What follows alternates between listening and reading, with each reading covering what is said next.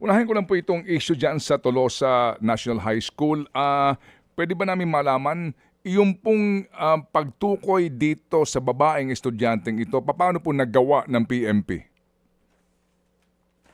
Nag-conduct po ng validation and assessment sa report po na na-received.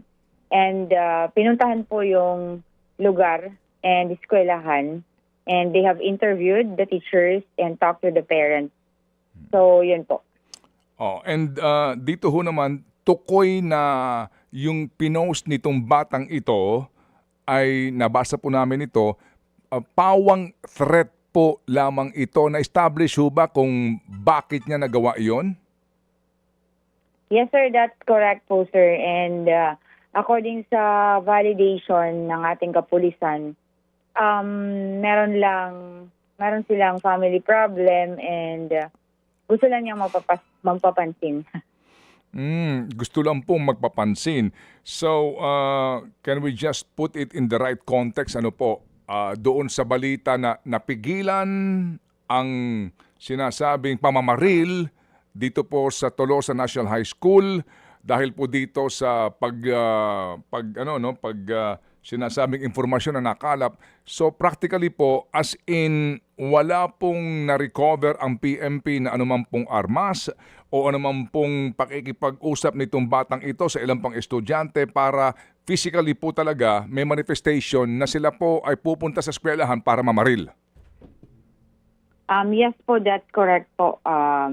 It is confirmed, sir, that there was a threat message na nag-circulate sa media. However, upon further assessment, na-establish po natin na yung post na yun na may threat, wala pong really actual or imminent threat sa public or anyone. Opo, wala ho talagang physical manifestation maliban lamang po doon sa threat, sa post niya na threat sa social media, no?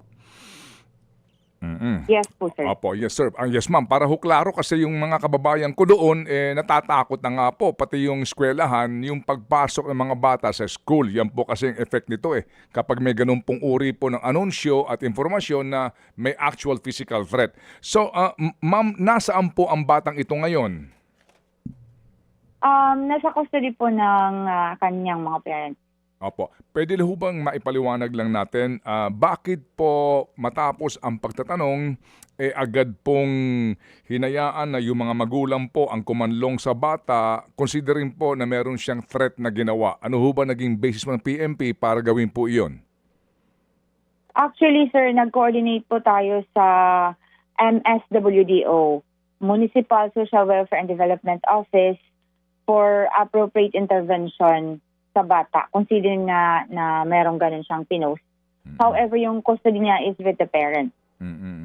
Although sa ilalim po ng ating umiiral nga po na Juvenile Justice and Welfare Act, meron din naman poder yung DSWD na umusisa at tanong-tanongin pa ho yung bata, pero yung nga, wala talaga siyang criminal liability kasi po 14 anyos pa lang po ito.